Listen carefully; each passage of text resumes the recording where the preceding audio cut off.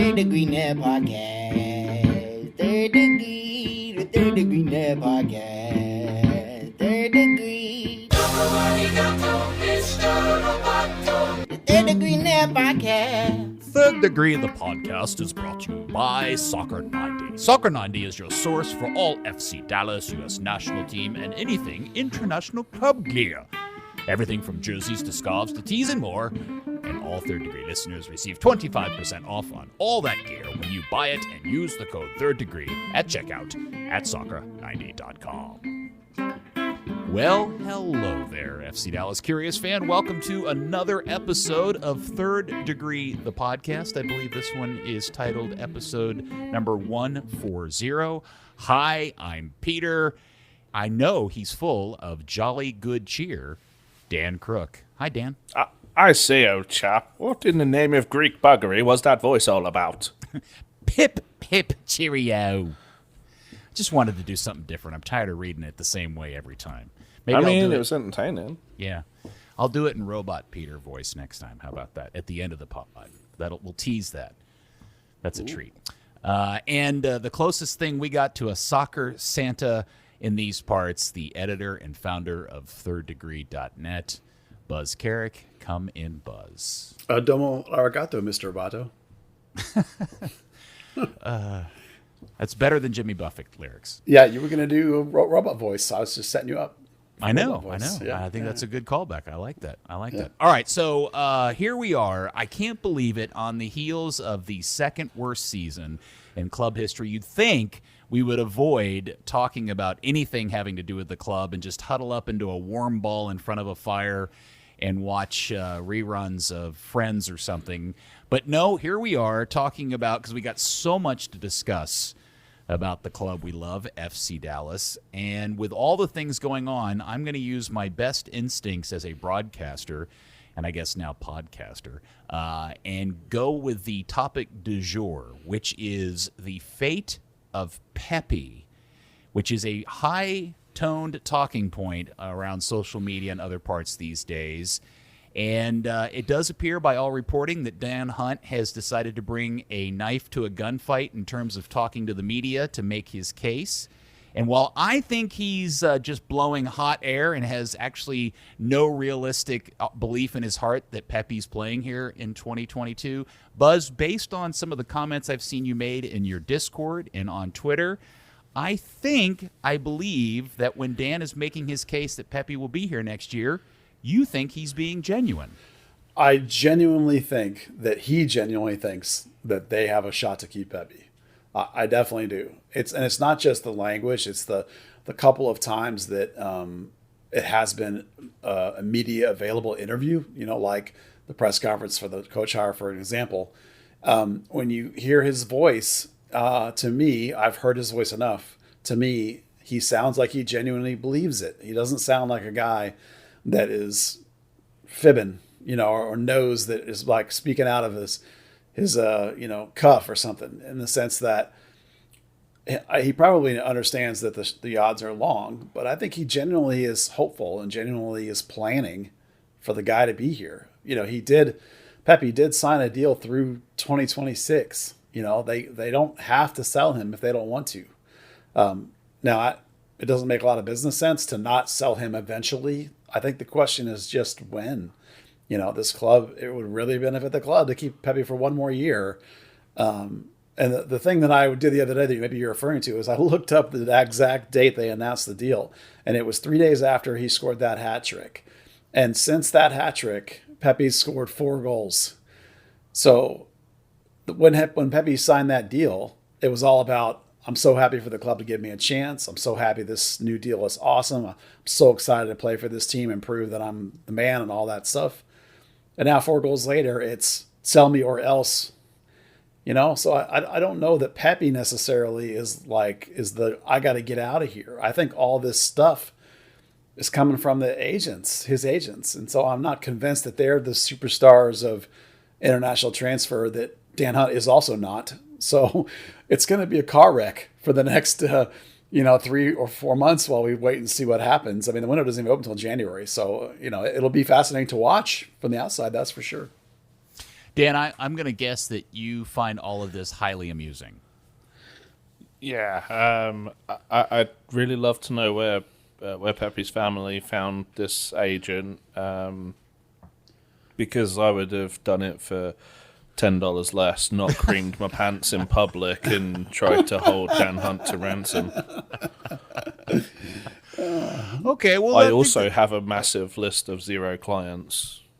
Right, yeah, you are well schooled in the skills of international player trading and sales and so forth. I have been involved in a few. Yeah, okay. Well, so I guess that's the question is, Dan, so you're saying that you think it's Pepi's people that are screwing this up and not the Hunts and Zanata. I'm saying if he went with Wasserman or one of those agencies that does this all the time, we wouldn't hear this, sticking your hand up Roger Gonzalez's ass and whoever else to try and, control the narrative with U.S. national team fans. I mean, we've all spoken to Pepi a bunch of times, and he's not that I'm desperate to do anything kind of guy. He's just he's very much follows the flow of things, and he just has his end goals.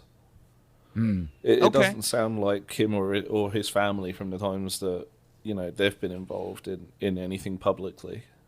Well, I think that's a good piece of nuance to discuss, because if, in fact, suddenly Dan and Clark have decided to go hardball on keeping a player who, at least on a public front from his side, is expressing a desire to leave, that would be very much a change in attitude from the Hunts, because the list of players that they have acquiesced to that have wanted to leave this club and came to them, whether it was good or bad for the club at the time, is an impossibly long list. Mauro Diaz, Kellen Acosta, Cobra, Ned Yalkoff, Zimmerman, Barrios. I mean, those are just the ones off the top of my head. So to suddenly now play hardball with Ricardo Pepi just doesn't seem...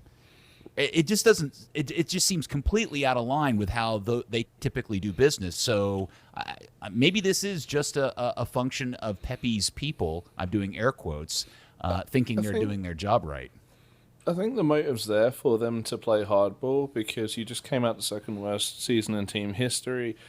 You've got your supporters are completely savaging you on social media. You've got one good thing right now, and that's Ricardo Pepi. So if you let him walk that easily, while saying, yeah, we're really looking forward to making the playoffs again after hiring another coach with potentially less experience than the last one, and it's you've got to have some message. You've got to have some reason to say, hey guys, stick with us. Hey new people, come try us out. Okay. So, Buzz, is this a function of the Hunts saying he's not going anywhere, period, the end, because we need him and want him here for 2012 or 2022? Or is this a function of, this is what we would prefer to have happen, but if you want to pay us whatever the millions of dollars figure they have in their head is, we're happy to let him go? Well, it's both. First and foremost, not the national team supporters, but the local FC Dallas supporters have been blasting them for years now for, why don't we keep some of these people? Why do we keep selling everybody? Imagine how good this team would be if we kept these guys. Okay, let's keep Pepi. That's a guy that they've invested with since he was 13 years old, basically. They know that if they sell him this winter, the rebuild next year becomes significantly harder. You're trying to build a fan base. You're trying to build an audience. You're trying to keep up with the people in the league who are dropping $15 million to buy a player. If you have the kid under contract for 4 or 5 more years at what is a large sum for an 18-year-old, to be fair, in MLS and for the Hunts, not in the world, but for the scene, the context. But then you have to understand too that if you're in the business of buying and selling players, you have a valuation for the player. And whatever that is, I think it's $15 million, but whatever they think it is, the prices that keep getting thrown around by these leaks from Pepi's agent are that the price is now up to 13. Well, okay, that's not the price, right? If it's not the price, then don't say, oh, yeah, we're about to do the deal. Wait for the price. And on top of that, the window doesn't open until January. So, and then all this noise that the Pepi's people are making right now is effectively meaningless because nothing can be done till January. Now, you can be discussing it and you can get it all lined up. And I'm sure that there are discussions going on. But I think that the value to Pepi and this club is mixed. Much of the value is going to be the potential sale. Well, that sale will happen no matter what at some point, barring an injury, right? They're going to get the money at some point. If they can just delay it a little bit, then they can get the other half of his value, which is it's the first player ever this club has had, an academy kid, that has been transcendent. This is the Weston McKennie, but you kept him. So I really think they're 100% genuine that they would absolutely love to keep Pepi last year, and we're keeping him unless you come in with the real money that we want. If you don't come in with the real money we want, forget it. We're keeping him. Okay, so that then leads me to the quotes where Dan Hunt decided to answer a question asked to him by somebody from Aldea. So while Pepi's people are out reaching out to national people and trying to make their case that way, the Hunts, by and large, in the club have said nothing, and I'm frankly somewhat surprised that Dan Hunt responded or offered what he said to the guy from Aldea. I forgot his name off the top of my head. It's Abraham Needlestyle. Thank you very much. You said that better than I could. And he, Hunt's quotes in there. Now, I think the way that, it was written Aldea and then it was translated for the Morning News, and the headline of the Morning News, I don't think was fair to Dan Hunt. I think it was clickbaity in some ways, in many ways, actually. But the gist of it was Dan making the case of, hey, if Pepi really wants to play in the World Cup next winter, the best path for him to do that is to stay here in Dallas and score goals for Dallas and help us win a championship. And I guess I understand where he's coming from, but my big takeaway from that is would it not make sense for Dan Hunt to put his money where his mouth is and go to Pepi's people and say, look, we really believe in this. We want to win a championship. We know we're the best option for Pepi to get him to the World Cup, if in fact that's, Ricardo's number one priority out of all of this, and I'm not 100% sure that it is. How about this? We'll sign you to another new deal worth more money than you could possibly turn down, which would be, Frank O'Hara money plus 10%, just because he deserves to pay a penalty for signing O'Hara for a $2 million deal. Absolutely, yes. If you want to make the kid happy. Now, first, let me say that Dan Hunt is, on a certain level, he's correct. If he stays here, Pepi, he's a guaranteed starter, right? And he'll have a much better chance to score goals. I know you know this, but the people listening, No. I'm going to push back on that because everybody says that, and I'm pushing back that that's not a guarantee. He could look, to your point, Buzz. He's scored 4 goals since he signed his contract. He could have a Daryl DK like fall from grace between now and November of next year, or he could break a leg, or any number of things could happen. Yeah. And then he would have bypassed the deal in theory to Atletico or Liverpool or Club Brugge or whatever it is. Yeah, well, all that's true anywhere that he goes. But the point is that I'm sure that there would be a guarantee that you're starting here if you're staying. Now, he can go to Europe and get the same things. It depends on where you choose to go. So it isn't necessarily MLS versus Europe. It's guaranteed to play versus not guaranteed to play. What you don't want to have happen is the Brian Reynolds, where you end up at Roma sitting on the bench and don't never play. You spend a whole year without playing. That's what you don't want to have happen, because then you just end up in the January camp, and that's not going to get you in the World Cup team. So that's the first part, is that while Dan's idea that FC Dallas is the best choice, it's not necessarily FC Dallas. It's play versus not play. So the second half of this, Peter, and you're absolutely correct, is if you really want to keep Pepi and keep him happy, you go to Pepi and you say, we'll lop some years off of the deal. We'll give you significantly more money, whatever it's going to be, $1 million, $1.5 million, whatever. If you want to give him $3 million, that's fine, whatever it is. Or you give him a little less, but you give him a Reggie Cannon type situation, a thing that forces their hand to then move you in a year or two, right? So, or some sort of clause in the contract that says, if I score 20 goals, then you have to sell me, or something. There are contractual ways to make it work for Pepi, to sweeten the pot for Pepi. If what you really want is to make him stay convince him to stay for one more year, then there's ways to do it. Now, the thing that, to me, that really jumps out about the one more year thing is that there's no way in one season Dallas is going from second worst season in club history, near the bottom of the table, to contend for MLS Cup. It's not going to happen in one season. So if you only want Pepi for one season, it's not about winning a championship. It's about something else. It's about building a fan base. It's about selling the franchise. It's about, maybe you think he'll be worth more money in a year from now. Whatever it is, the club has to decide, how much is it worth to you? And can we negotiate with the young man and his agents to make it worthwhile to them to help you with that project, right? So whatever it is you want, and based on how much they're putting Pepi's name in all the marketing materials, and the fact they're hiring a VP of marketing that's in the next month, and all that kind of stuff that they've been talking about, and we found the job listing or whatever. So it's clear they want to do something. If you want the young guy to be involved, go to him, negotiate something new. He was never going to be here through 2026, so offer some years off in order to get him to stay. All right. So, has anybody's attitude changed on the likelihood of him actually playing here next season since the last time I asked this question on the podcast?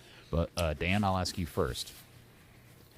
I mean, either way, he's still under a 5-year contract, and if the right money comes in, the right money comes in. If it doesn't, he's playing here.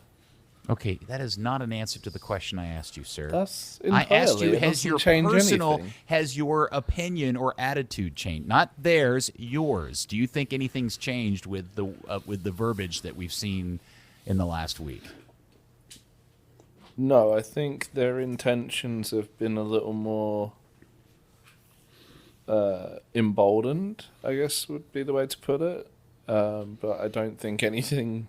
I don't think anything like my attitude of if I feel he's going to play here next year has changed. Buzz? Yeah, my percentage chances are going up. And I'll explain that. The more that the agents leak stuff and the more that they annoy Clark, the more that we hear the team talking about how they're going to build this whole thing around him and spend all this money for marketing and blah, blah, blah. I'm finding that in my personal vibe, I'm starting to believe them more, that they really do mean this. So, I mean, I still think it's a very high percentage chance that he's gone, but it's not as high in my mind. I think when we started this process, I was like 90, 95%. Well, now I'm down to about like 50-50. I really, How much talk do we need to get until Clark says, you're under contract for 5 years, you are not going anywhere, you are not even playing for FC Dallas. You will play for North Texas SC, and let's see if Greg picks you then. Oh, I don't think it'll go that far. Yeah, I mean, again, Dan, they've never ever done that in the history of this club. They've never not allowed a player to leave when they've made the request, even in cases where it was a terrible result for the club. Oh, I agree. They've also never had the amount of money that's on offer. Yeah, I put Pepi in the same group as Paxson and Jesus, that they really want to keep these guys. There's different kinds of homegrowns, different takes and mentalities and different philosophies and how much they want a guy. I think Pepi's not Tanner. No, we don't know. We know what the agent said to a couple of reporters. We don't know what Pepi's conversations have been like with FC Dallas. Yeah. Now, there is the variable of, maybe Dan and Clark have sat there and said, well, hold on, if he stays here and he scores in the World Cup as an FC Dallas player, his value probably goes up at least 50% on top of whatever it is currently. But that is counterintuitive to everything that Clark Hunt took away from the Cox School of Business at SMU. He is not a risk taker in that manner from a business standpoint. my attitude hasn't changed. I think it's 90% sure that he is not playing here next year because they will get an offer for too much money for them to pass up. I don't know if that number is 10 million. I don't know if it's 100 million. I don't know what the number is. And I do think Pepi wants to go. And I just don't think it's likely to happen. I think if you get the number, you're probably right, Peter. I'm not sure they're getting the number right now. That's the thing. It's like it's because it's November. Well, it's December, but the numbers that are bouncing, December. Yeah, the numbers that are bouncing around right now are not the numbers to me that make it happen. So right now, I think it's a stay. We'll see. At least they haven't done like Orlando when the price for DK was 10, 12, and that was a fairish number, and they were like, no, 20 or nothing, and kind of just like killed the transfer. Apparently, killed his career. At least they're kind of, trying to still keep it as, well, we're either keeping him or there is this magic number. Not like, oh, we're going to put a stupid amount on it. Well, I am fascinated by the back and forth between everybody. Again, it's way too early in this process. I was trying to think. He doesn't play an official national team game again until the end of the transfer window. So I'm going to guess, by and large, this will all be settled and done by the time that game against El Salvador. But they do have a friendly coming up here was it next week? Yeah, Bosnia. Don't they play Bosnia-Herzegovina next week or this week? Yep. Yeah. If he drops a couple of bombs there, I think the noise will just go up. Or if he plays poorly, I think that also changes his situation. It's super fluid, and it is fascinating. And it also feels like two sides very, very immature at this process. Not playing cards very well. That's for sure. Yeah. All right, so let's move on to other topics. I guess there's lots to discuss, including the fact that now, while we've mentioned it, the new coach is officially in-house. Nico Estevez is here. He had a press conference. Seems like a nice guy.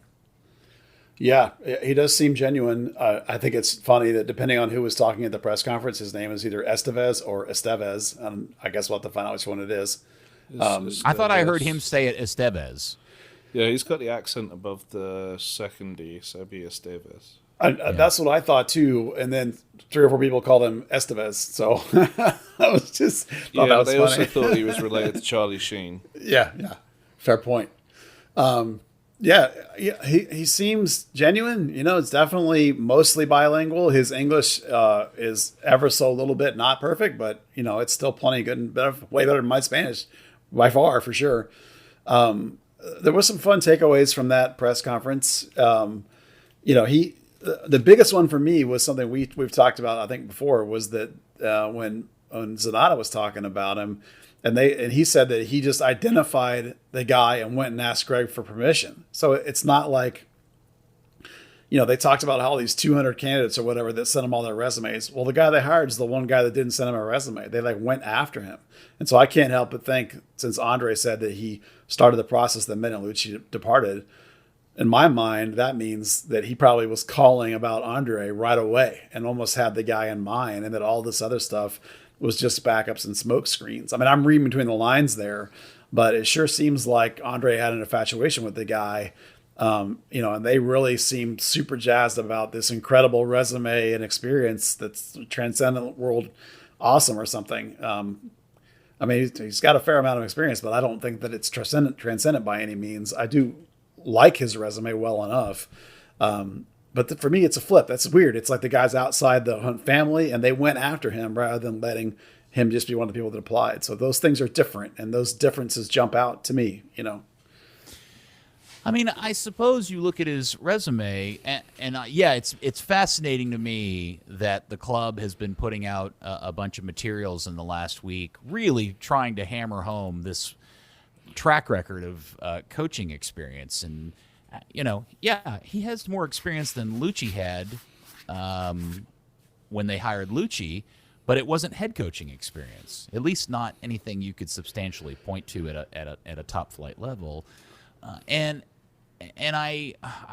And that also, I mean, I think there's a whole side story to that. Like, why does the club feel the need to do that? Well, for obvious reasons. And are they making a good case for him? And I don't know. I mean, it all just feels, you know what, Buzz and Dan, this all feels like we're just back at square one and starting over again. Oh, absolutely. Yeah. There was a telling quote, I thought, from Nico himself, where he said that there's this story that Dallas tells about how Nico turned down other interview opportunities, the people that were interested in him. And then he told a story about, a little while back in the past, whenever it was, well before Dallas had called him, that he was just talking to Bearhalter, who's basically his mentor at this point, when the time would be right for Nico to take a head coaching job of his own, and what would be a good club to go to for his first opportunity to be a head coach is basically what he said. So I agree with you that some of the things in his resume that are head coachy are like North Texas or Academy level. It's like it's a reserve team level. So this is his first real senior team coaching job. So again, that fits the profile we got from Andre's prior hires, where he likes to give guys first jobs. He talked a lot about the relationships, the pre-existing relationships with the academy players and the homegrowns that are in the FC Dallas first team. He talked about being the thing that was so enticing about FC Dallas was the whole club philosophy, that he would have input down through the academy and that he would have input at North Texas. And there's this overall club idea, this development idea that he really was attracted to, and that he and Bearhalter talked about FC Dallas basically as a good place to go. I'm sure there were others, so sometimes it's interesting to me to hear other people's outside opinions of the club. And there seems to be an infatuation going on here between Nico and the club and Andre and the whole thing, which is interesting. It's not how we think of the hire process goes. And so, but it's going to be, I find that fascinating. It's hard not to be infatuated when you get offered a head coaching gig of only one of 28 similar gigs, right? Well, he turned down some, obviously. So well, some no. of them So hold right. on a sec. I want to push back on that, because that's one of those things that I think the Hunt and people and Zanata are saying, but is when you really start to press on that, you start to realize they're not. That's kind of a spin, because I can't find anybody in the soccer universe that can point me to an MLS club that was talking to Nico Estevez for a head coaching gig. What I can find are people that said, yes, there were clubs interested in having him as an assistant coach. Maybe so. He doubled down on that story, saying that clubs called and he was like, no thanks. Well, basically. but now wait, that's where I want you to read between the lines. Did Zanata or anybody from FC Dallas say that there were MLS clubs talking to him about head coaching positions? Because that's the part that is missing from all the quotes I've read that now start to add up as to, because it made no sense to me. If you had an opportunity to go be the head guy at a club like Cincinnati that's willing to blow out billions of dollars, or LAFC, or any of these other gigs, Chicago, where he already lives, why would you pick FC Dallas? And it suddenly became clear to me as I talked to people, it's because Dallas is the only one that offered him a head coaching gig. He did say that, when they said FC Dallas, it wasn't just FC Dallas, it was the development-y kind of Columbus-like atmosphere, which, maybe if Chicago had called him and said, hey, we're going to invest in youth, maybe Chicago's an option. Yeah, like I said, it all feels like they're starting over from square one. I have no sense if this guy's worth a grain of salt. I'm not super impressed with his resume. He's not. I don't know. I just feel like there were other people out there that they could have hired that were way more experienced. But at this point, it's a weird one, right? Like, I'm glad they went outside the normal circles. I'm glad they didn't hire somebody that was already in the club, but it then doesn't surprise me that they turn around and hire a guy that essentially only has slightly more experience than the guy they fired. And I think the proof in the pudding of that is that the guy they fired ends up taking the guy they hired's gig. Like, that whole thing is really, really weird to me. My takeaway at the time, I was on the Zoom call in my car. By the time, and I was like, okay, he said the right things, that's good. Still not really, convinced that his experience is really what this MLS club needs to get back to the previous level or to the next level. By the time I got back to my office, I was like, Oh, he said the right things because he's the first coach that we've heard who's had media training in nearly a decade. That's true. That may be the one best thing he got from being with the national team. Yeah.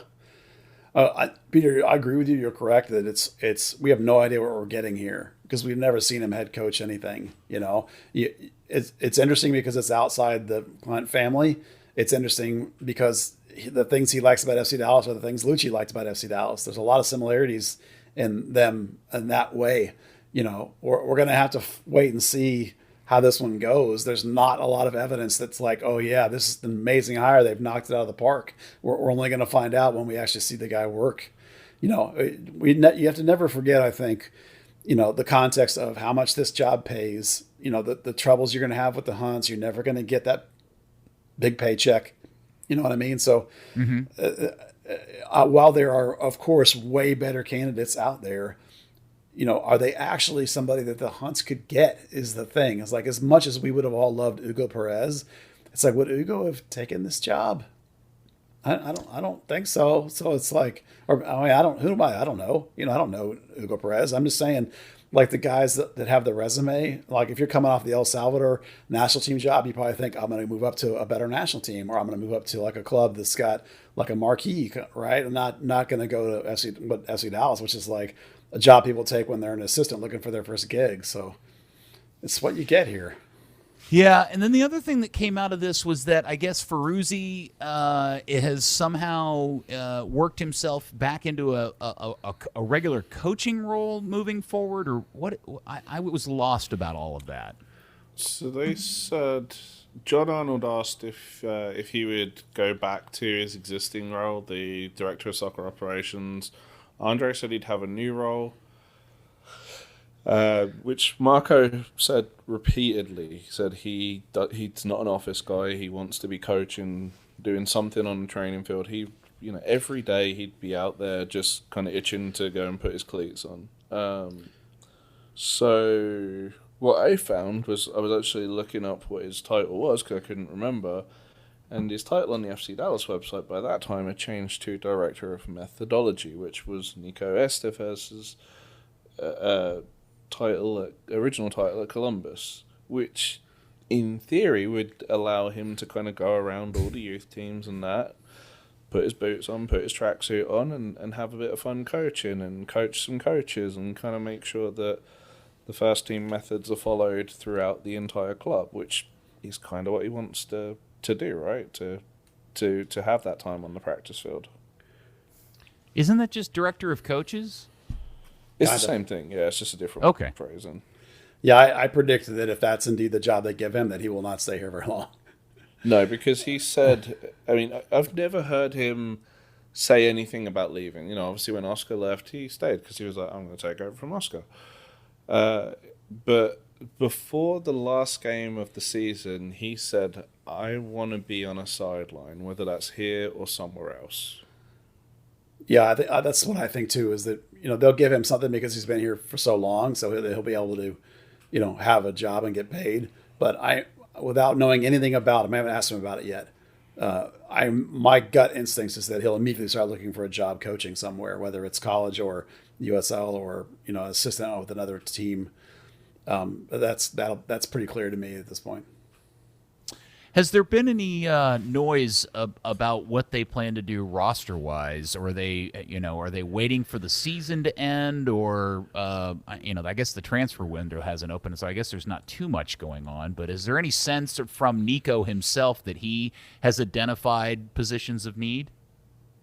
There's no sense that he even gets a say, honestly. I actually asked the question in the press conference and it got ignored. It did get ignored. Yeah. What question did you ask? I asked how much influence he'd have on sign-ins. And they literally just didn't. They went to the next question, or how did that play out? I asked two questions and they just answered one of them. Yeah, they skipped the harder question and went to the when is your staff going to be in place part of this part two. They went with that part. Okay. Well, yeah, I think I'm assuming the three of us are in agreement. This is all by the power of Zanata at this point. And, and Nico has little to no real influence on any of this stuff. I mean, he's been here like 4 days. So, I mean, and I would expect moves to start happening, soon-ish, like this week.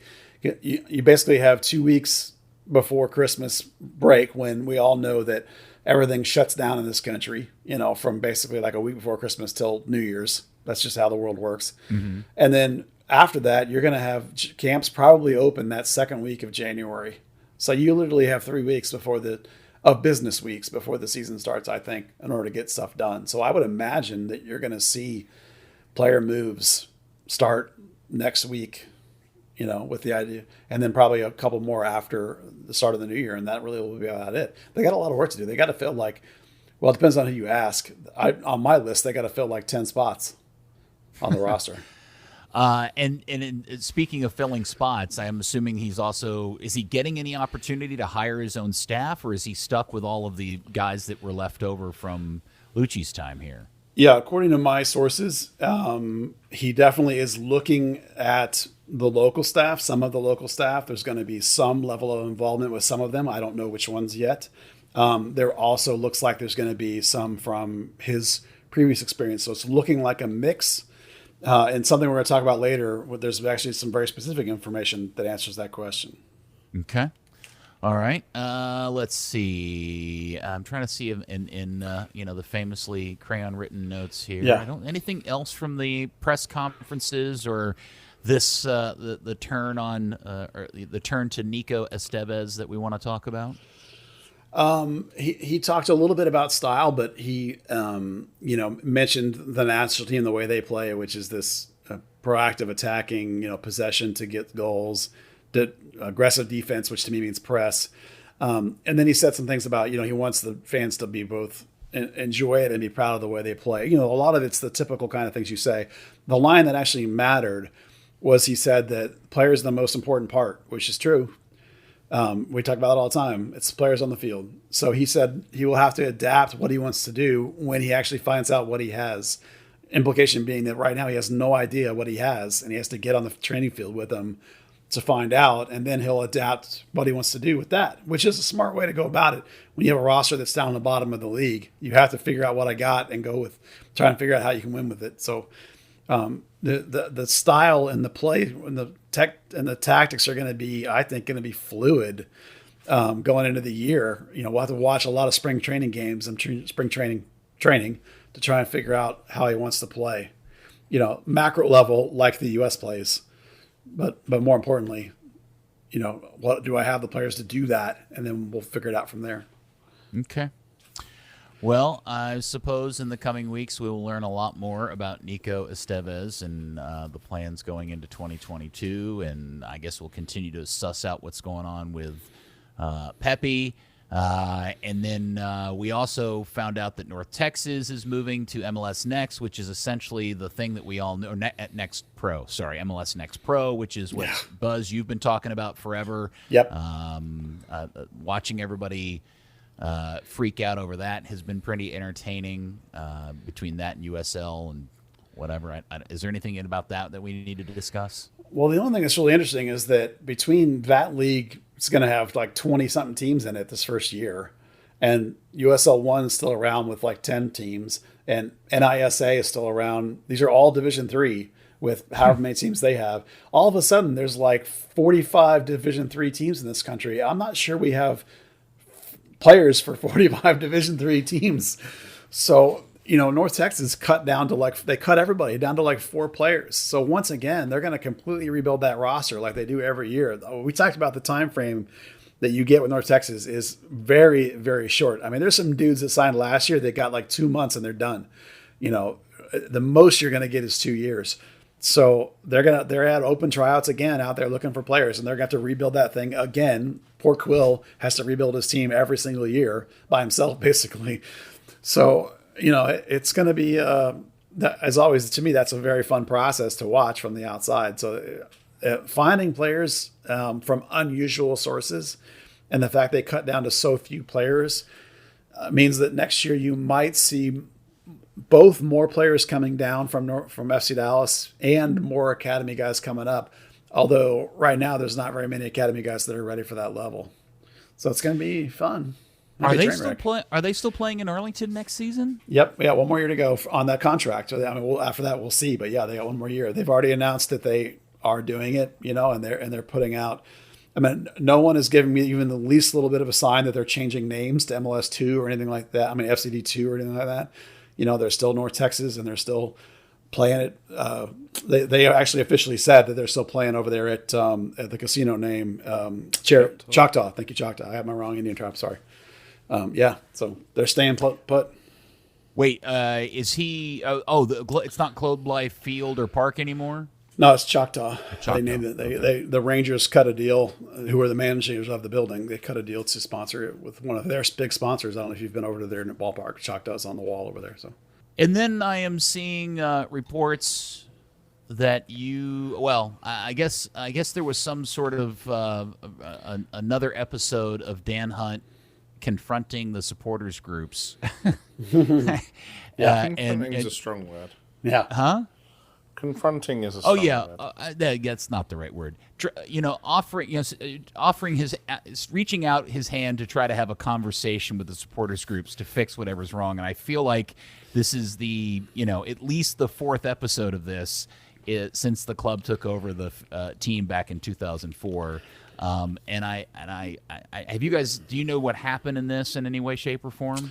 Well, we know people just like, that they're among the groups that go to these kinds of things, that the hardcore supporters groups. And, we as media don't go to this kind of thing, but, people text us and shoot us notes, and we have gotten a little bit of information out of the event. So keep in mind that this is all paraphrasing from people that were there. But Dan talked quite a bit about some interesting things. Dan Hunt, yeah. Some things that to me are fascinating, like that we have 4 to 5 open roster spots. It's really more like 10, but he says 4 to 5, so maybe they got things lined up. He specifically said they have 3 open international spots right now, and that they were gonna acquire or had acquired maybe one more. I don't remember what the exact wordage was, because this was being passed on. That they had 2 youth spots open, which I think he's not counting as among that 4 to 5. So that's where his math and mine are probably different. That they have 1 DP spot open, which we knew, but that they were trying to work something internally to make another spot. And that, to me, that statement, through a third party is fascinating, because okay, what does that mean? Does that mean Tam Gam buy down? Does that mean we're trading a guy? Does that mean we're going to do a DP buyout and open up a spot? I mean, there's like 4 or 5 ways you could do something internally to open up a DP spot. So that's a fascinating idea. The best of which might be to clear off your $3 million guy, or because of something else he apparently said, which was that it was a mistake to sell Thiago Santos.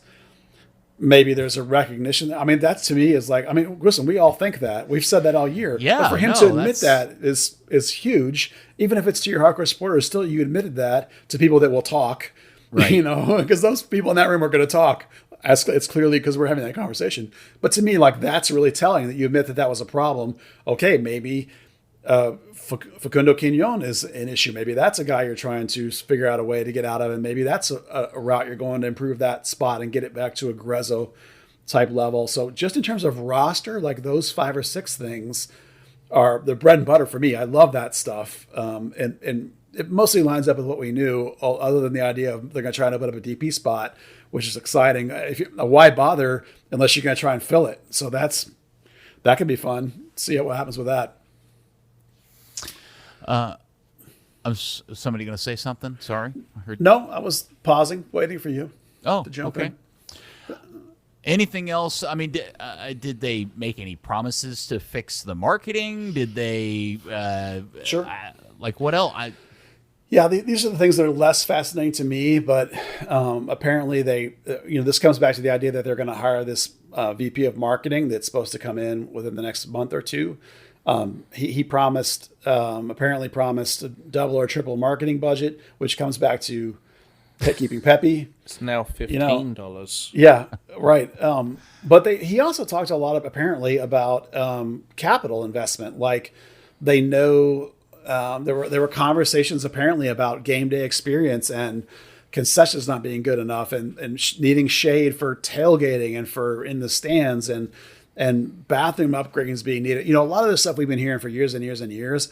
But as long as the Hunts keep talking about capital infusion, and the idea that they keep all the money again. And this is why it's likely they might sell Pepi, of course, was because if they want to do all these things and trying to build an audience, it's like that money from Pepi might go into these kinds of things because they don't want to spend their own money, But again, the Hunts recognize, it seems by their behavior, that they put money in things that are long-lasting facilities and programs and not players, as we've seen a million times. So all that lines up in ways that fit the Hunt style. The idea that stadium is worth investing in, and game day experience is worth investing in, and I know, Peter, you've heard this story a million times.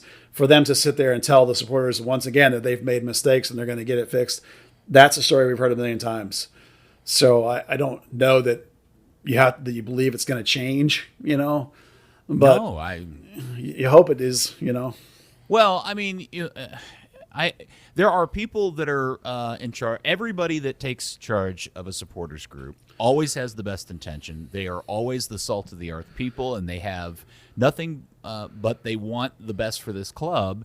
And time again, the Hunt family just crushes their spirit. And somewhere along the way, somebody from the club comes out, and sometimes it's Dan, sometimes it's somebody else from the front office that has a meeting with these groups of people, and they make a ton of promises, and everybody leaves the meeting feeling okay, or kind of confused as to what they just experienced.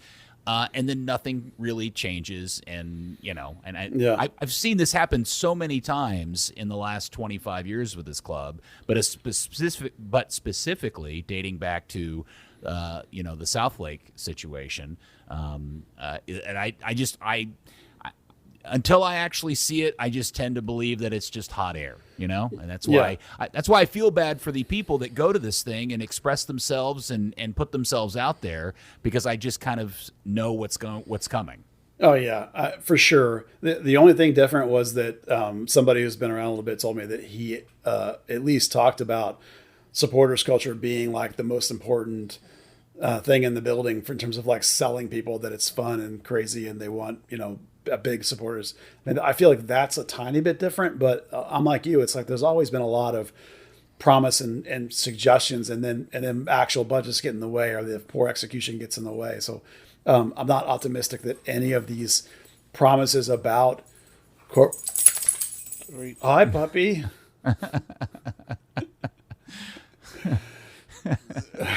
So let me try and pick that up. Hold on. So like you, Peter, I'm not super confident that any of these promises are going to come to fruition. These meetings are the bulk of it are like that. Like, the clubs or the supporters are giving the club a list of all these things they want. And the club's like, oh yeah, we can do all this stuff. And then they do like one thing or no, there are one or two more things he said that are kind of interesting that have to do with players. And that's what I thought was the funnest part. Like what? Well, so according to one person I talked to, apparently some people were like, it makes me mad when I see these guys playing for other teams in the league that used to play for us. And so Dan Hunt said that, for example, he said with Zimmerman, Zimmerman told the club that he would never re-sign as long as Oscar was head coach, that he would just let his contract run out and walk. I had not heard that before. So that's kind of fascinating. I mean, obviously, that's actually good additional information for what we've all known forever, which was Oscar and Zimmerman had a falling out. Yeah. So it wasn't just Oscar; it was both of them for whatever reason. Yeah. Oil and water, those two guys. And then this one I thought was really fascinating, and hopefully my translating person got this correct, because he says that Dan Hunt said that FC Dallas offered Barrios a deal, and that Barrios turned it down and asked for more money and more years, which is what I told you would happen. Mm-hmm. And then so they went ahead and traded him because they were like, well, we can't do that. So they traded him, and he ended up signing for Colorado less than what Dallas offered him, which I thought was, he rolled the dice and missed it. So the important part of that is that, as I suggested, Barrios was going to want money in years that were going to make it prohibitive for him to be retained. And that's exactly what the situation was. And you can comment on that in a second. The very last one was that apparently Hunt said that they have pending litigation in the FIFA court about non-payment from various transfers. So, which is not surprising, but apparently it's not just Reggie they're not getting the money for. So, Dan Hunt, I got some invoices out there that are exceeding 120 days due. Accounts receivable. So again, like I said, a lot of that is third party, but it's people we trust, that are heavily invested in the club. And so a lot of that is, like, as you say, Peter, a lot of it is talking through promises. And we're so tired of hearing these promises. But then the things about the roster and the things about the players, to me, those are things that jump out and I'm fascinated by. And as always, I really hope that someday they do come through, because they need to work with supporters. The supporters can be your best asset, the hardcore, the supporters groups. They can be your best asset if you work with them. You need to say, how do we help you? How do we make this great? Not how do you stamp it down and make it tame? And that's, I mean, we all pray that someday that'll change, and maybe we're going to see that change, but I'm not holding my breath. Sorry. Dan, you're typically our source for all things supporters groups. Is there anything else you'd like to throw in here based on I was holding my breath then, sorry. I think there was a bit of talk about an addition to the coaching staff. What'd you get there, Dan? I didn't get that one. A throw-in coach? Set-piece coach?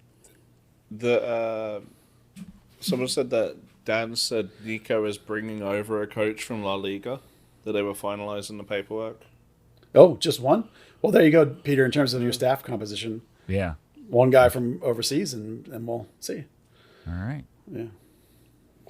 I would expect, the only other thing is, like, it's not necessarily from that meeting, but based on the urgency of the time frame and the staff being put together and the idea and a couple of things you hear chatter-wise, I would expect moves to start happening next week. Player moves, because once we get through MLS Cup and get through the expansion draft, it all happens within a couple of days. Right after that, you should see, because then they'll know exactly where they are in terms of roster. There'll be that 1.5 day trading window immediately after that. You get through that little trading window if they do something there, and then right after that is when you're going to start to hear, I think, announcements and player moves, and of course nothing can be official until January unless the player's already out of contract or the team that he's with says, "Oh yeah, go ahead." Like Facundo's guys did, where they were like a couple weeks earlier, they were like, "Yeah, just go, dude." So we'll see, but expect camp to open up, early January. I mean, we're basically a month away from camp's opening, so it's got to be fast. Hey, by the way, I was just wondering, has the Matthew Corcoran stuff that we've been hearing bantied about the last couple of weeks ever gone anywhere? Have they made that announcement yet? They've not made that announcement. I got conflicting info that he either had picked a team. Oh, by the information I'm getting from multiple people is that he's doing the Jogo route, which he's going to go to USL Championship and sign with one of those teams for a couple of years. So I either had heard from one guy that he had picked a team, and then I heard from another guy that no, it's down to 3 teams. I don't know officially beyond that. Clearly he's leaving, and clearly he's going that route of sign the professional deal with a USL team who are much more willing to give you this opportunity to play and let you out in a couple of years. Now the trick, of course, is that you have to then go dominate. If you don't perform, you're screwed, because even if someone promises you that, like, let's say you have a relationship with a team already, and you've got something lined up at 18, they're like, yeah, you're in at 18, done. Well, if you go stink for 2 years or 3 years in the USL Championship, that you didn't sign nothing. You were a kid, hey, good luck, buddy. So you gotta, he's betting on himself, and it's going to be on him now, because it's whatever USL organizations. Now, some of those teams are great with development. You better pick the right team. You better pick the right coach. Have some assurances you're going to get the opportunity. And now Jonathan Gomez went to Lou City, where Hackworth he had a relationship with, and that kid delivered, because that dude is a legit talent. We've been talking about him big time. Now, so is Corcoran, but Corcoran's, as I've told you guys before, Corcoran's greatness is his mind and his touch and game reading. It's not his body. He doesn't have this world beater athleticism that Gomez has or Brian Reynolds had or whatever. It's a different kind of guy. He's a mind guy, a mental guy. you never know when you're going to hit the level where all of a sudden that's not enough. So the kid is a phenomenal player, as good as a player as I've ever seen in the academy. At what point does the physical become more than he can handle? I have no idea, but we're going to find out because it sounds like he's going that championship route. All right. How about breaking kit talk news? Oh, you have some breaking kit talk? I don't have any. Would you breaking like talk. some breaking kit? Are you guys good with that? Are you okay with me calling an audible and going to kit talk, breaking kit talk? Oh, I'm now very excited about this idea. Fire the sounder. Oh, do we have a? No, we don't have that. Fire the Sounders. They're already out of the playoffs. Oh yeah, No. Yeah, right. Okay. Boy, we've gotten hokey. While you were speaking, Buzz, Major League Soccer has revealed the jerseys and kits for Carolina Football Club. Oh. Now, if you'll remember, back in early November, somebody posted on social media a photo that they had spotted a jersey that kind of looked like essentially a traditional Arsenal Adidas jersey with white sleeves, but instead of being red-bodied, it was kind of a light royal blue color, at least in this picture, right? Yep. Well, it turns out that is almost what this looks like. Now, in typical MLS soccer marketing fashion, there are photos floating around. So the video presents this jersey as almost exactly what you saw in the photo from back in November, except there are stripes in the collar that were not in that jersey. And the color, at least in the video, appears to be almost like this electric teal blue, light teal blue color. But then they posted photos, which are just photos without filtering and effects on it, that make it just look like a light blue jersey. Carolina blue. Carolina blue. Yeah, exactly. Yeah. Can I explain the stripes in the collar? By all means. So is this the difference between a replica and an authentic? Yeah, the ones they showed in that picture in November had the straight cut on the bottom, which is the replica jersey. The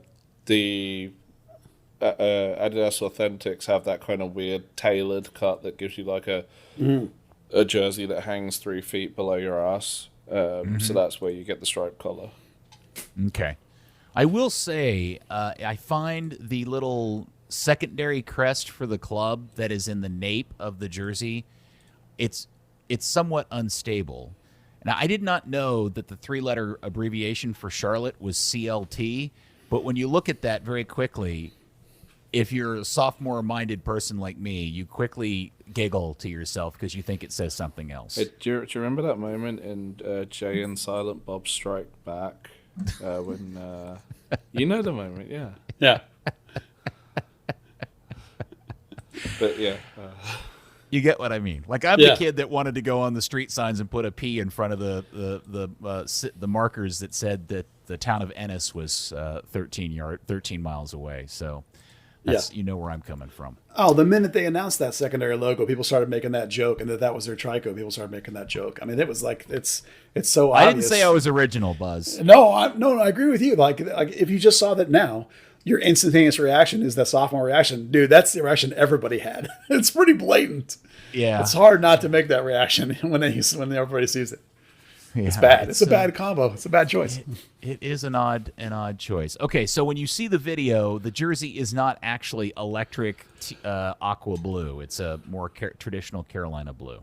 Yeah, and it's not a terrible shirt. It's kind of a standard, cookie cutter design. It's not the worst thing. I hope they wear it with white shorts. But they this is the one that we joked, not joked, but said it looks like an old Tornado jersey. And had fun with that. We don't think that we're getting a Tornado jersey here, but it basically looks just like an old Tornado jersey. Okay, so I think we've pounded through everything. Yeah. I just want to say in summation, I really I hope nobody listens to my comments about going to listen to the meeting with Dan if you're one of the people from the supporters groups as a negative. I understand why you go to that. I appreciate you and I value you. I hope you found that to be a good use of your time and that something progressive comes out of it. I'm just jaded and old and I tend to assume the worst, and I apologize for that. But I hope that whatever they told you that gave you hope or whatever was beneficial, and I hope by all accounts that turned out to be a good meeting for everybody. Yeah, how many times have we said, or at least I've said, that they often have decent ideas, but their execution is terrible? And it's going to be another case where there's lots of gut ideas that I'm sure got thrown around in that thing. I'm sure the Spurs had some, I'm sure they had some, and I bet you none of them happen how we think they're going to be any good. Would the latest example of that be the marketing or the material that they put in the email with the quote from the new head coach that was not proofread and oddly worded? Oh boy, that was bad. And completely inconsistent with anything having to do with how this club and team and front office connects to the community? Yeah. Two connects to the community. I thought of one more thing to tell you, Peter. Somebody mentioned that apparently Dan Hunt agreed with you that the stage looks awful. That they need to do something with that. See, that's just more evidence that Dan needs to come on the kick around, because I have a feeling that if Dan would just freely come on and have an open conversation, he and I would be the best of buds. We would find more in common. We'd find so much common ground.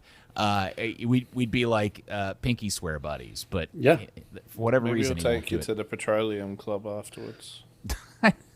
I don't want to be the go to the Petroleum Club. I just wanted to come on my radio show so that we can have an honest conversation about how he and his brother have chosen to run their business. And you know what? He could teach me so many things.